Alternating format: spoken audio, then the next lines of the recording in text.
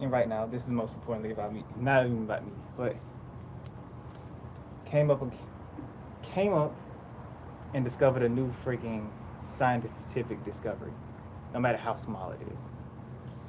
First and foremost, you can have electrolysis set up in series with another load because it doesn't see it as a load, it sees it as a resistor. And I tested this out yesterday because there was too much current applied to that electromagnet that I tested out yesterday. But as soon as I connected it to my electrolysis system, guess what? Boom. It worked. No clicking, no none of that. And here's the setup. Now, as you see here, this anode, this cathode. Here's the load. Here's where I was testing out ionic wind. You see how these two are, as a matter of fact, hold on. Please, for the love of God, don't shock me. Yay, I didn't get shocked. But as you see here, oxygen being generated there, hydrogen on the other end. And there's a load that is being supplied with electricity. Now, as I unplug it and plug it back, yes, I know YouTube, I know it's not planar. Yeah. All right. Now, what did I learn doing this experiment? First and foremost, a water electrolysis system does work as a resistor. You're going to generate gas, so it works as a resistor perfectly. Especially when you have certain power sources that would cause, I wouldn't even say certain power sources. No matter if it's a PCB, a battery, or any type of supply, electrical supply, as soon as you run current through it, when you hear that clicking, that automatically tells you, oh, there's way too much current being run into the PCB. So what I suggest, the water resistor is what I'm gonna call it. Even though it's basically an electrolysis setup. And the only caveat is that it's an electrolysis setup, meaning that 10 times out of 10 is gonna generate hydrogen, oxygen, and if sealed, it will. If unsealed, it's just gonna splash everywhere if you move around with it. But the next time you go and test out something, use that, because 10 times out of 10, when you hear that clicking or you see that load isn't getting or flowing the right way or correctly, just test that out. Because I guarantee, I tried this with an electromagnet yesterday. Secondly, ionic wind can work on 5 to 15 watts of power. Although super weakly, still works. Tested this out today. Almost shot myself. Shocked, not pew pew.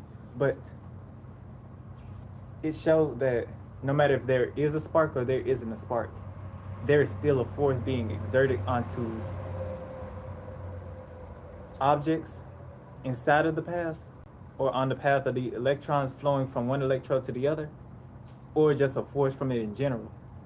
Either way, I could see it from the wire recoil and from the particles that just move away from both electrodes, which thereby tells me that yes, I have came across ionic wind while trying to test out a capacitor.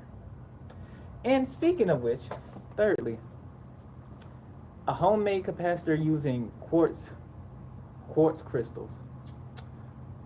All it's going to do is just light up using the exact same color and light of the high frequency generator that you're using. And number 4 or 5,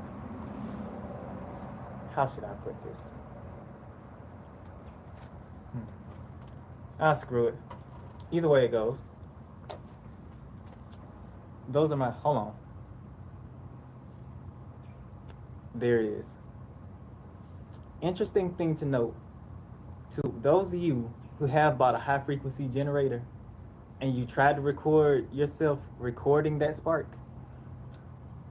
you would know that that spark is so fast to the point where your camera cannot capture it.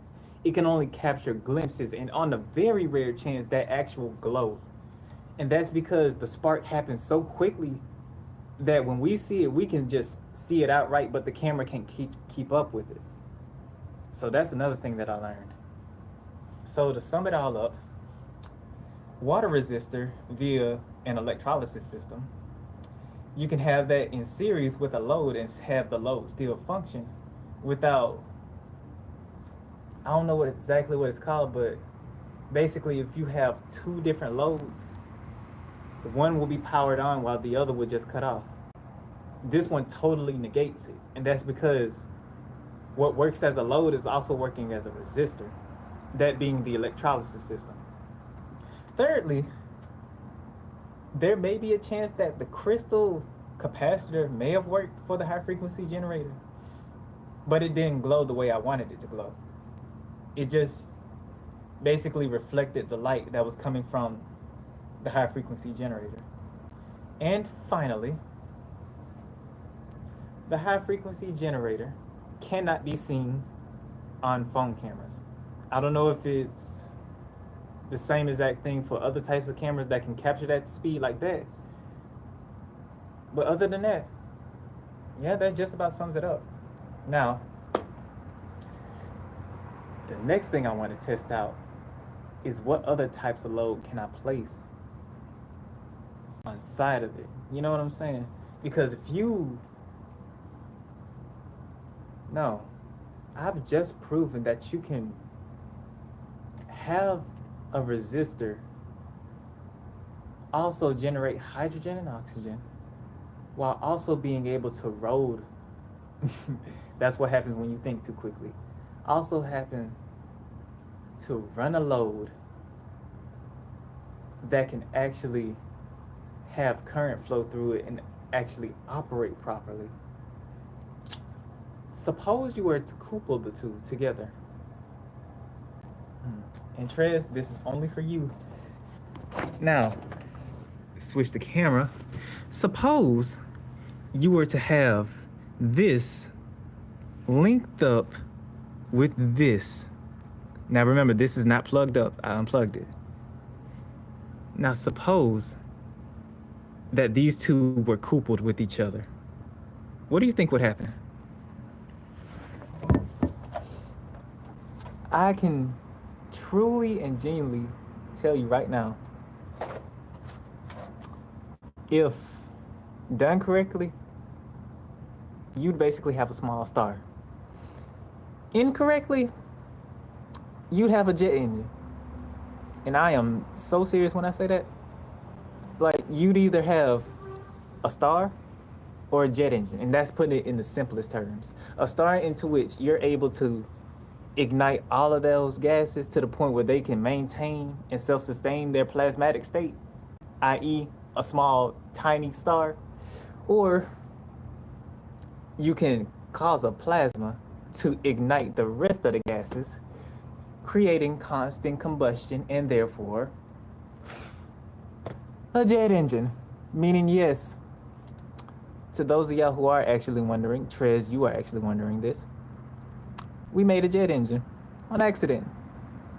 Yay. But yeah, that just about wraps up this experiment setup. Am I gonna do something later on? I do not know. And as always, hold on, before I go leave, let's see who all commented. At least, happy birthday to you, Little Nas X stepbrother. I am not finna question that. I hope that ain't something dirty. And that language, my brother, I do not speak that language. But, and as always, stay peaceful, blessed up, miracle up, and know that you will well appreciate what's taken care of by the divine and wonderful Allah high source. God, as well as everyone that truly and genuinely and deeply cares about you deeper than their souls. I always remember that here you are loved. We care about you here. If no one else does, we do. I do. Know that no matter what, we are always here to give you that listening ear. Don't be afraid to talk to us. Don't be afraid to talk with us. We're here for you. Okay? Now come on. You know I gotta give you this hug. And before I leave, Do your own research. Don't just listen and don't just watch my results, because I had to do my research and I had to go and see this for myself before I just went online and see the exact same thing happen. Even though it was repeatable and is repeatable, I'm grateful to say that I actually did it myself. Yeah. I shake these out adios. Boop.